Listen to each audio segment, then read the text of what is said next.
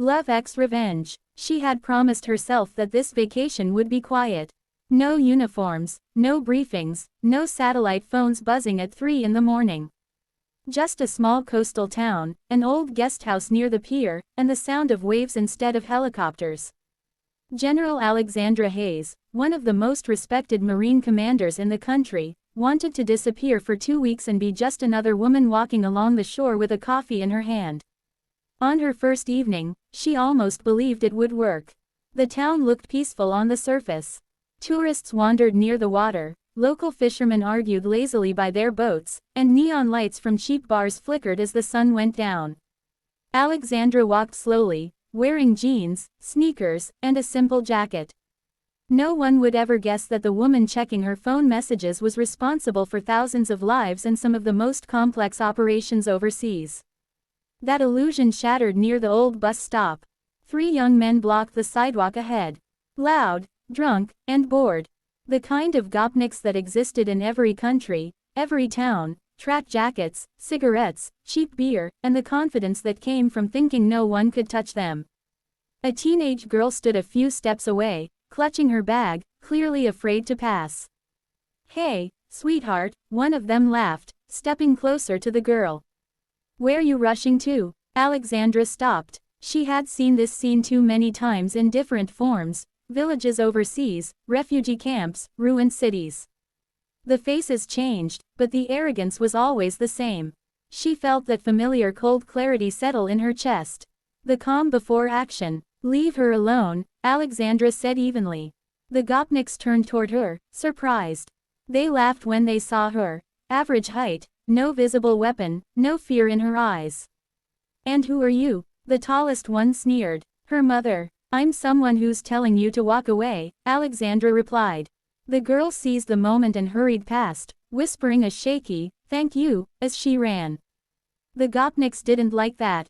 Their laughter turned sharp. "You ruined our evening," another one said, stepping closer. "Maybe we should teach you some manners." Alexandra didn't step back. She didn't raise her voice. She simply looked at them, the way she looked at undisciplined recruits before a brutal training session. Measuring, assessing, deciding. "You have 10 seconds, she said quietly. They burst out laughing again. "What happens after 10? The tallest one asked, leaning in. Alexandra checked her watch. "Then this becomes very unpleasant for you." The first shove came fast. He underestimated her weight, her balance, her reflexes. Alexandra twisted, redirected his force, and he stumbled hard into the metal bench, swearing. The other 2 froze for half a second, just enough time for her to strike the second one in the throat with controlled precision. Not enough to kill, enough to drop him to his knees, gasping. The third one tried to grab her from behind. Big mistake. In 3 movements, he was face down on the pavement, arm locked at an angle that made his screams echo across the street. Alexandra held him there, breathing steady, eyes cold. "Now," she said calmly, "you're going to listen." People had started to gather. Phones came out. Someone shouted that the police were on the way. Alexandra released the man and stepped back. The gopniks scrambled away, humiliated and furious, promising revenge through slurred threats. She could have walked away. She almost did, but one of them turned back and spat at her feet. That was when Alexandra sighed, reached into her pocket, and took out her phone. She didn't dial emergency services. She dialed a number that almost no civilian knew existed. "Colonel Reyes," she said when the line connected. "Alexandra Hayes. I'm on leave, but I need a small favor." There was a pause, then a sharp intake of breath. "Yes, ma'am, I'm in Court Crescent. 3 local troublemakers just assaulted civilians and resisted lawful restraint. I'd like them picked up. Quietly, professionally." Another pause, shorter this time. "Understood. Units are nearby. ETA 5 minutes. Alexandra ended the call and slipped the phone back into her pocket. The gopniks didn't realize what was happening until the sound arrived. Low at first, then unmistakable. Engines. Heavy ones. 2 black vans appeared at the end of the street, followed by unmarked SUVs. Men poured out, not local police. No flashing lights. No shouting. Just coordinated movement, clean uniforms, and eyes that missed nothing. Special forces. The crowd went silent. The gopniks tried to run. They didn't make it 10 steps. Within seconds, they were on the ground, hands zip-tied, faces pressed to the pavement. One of them cried. Another begged. The tallest one kept asking what was happening, his voice breaking. Alexandra stepped forward. The officer in charge snapped to attention when he saw her. "General," he said quietly. "At ease," she replied. "Take them in. Full processing." "Yes, ma'am." The gopniks finally understood. Their faces drained of color as realization hit. This wasn't a random woman. This wasn't a bad night. This was a career-ending mistake.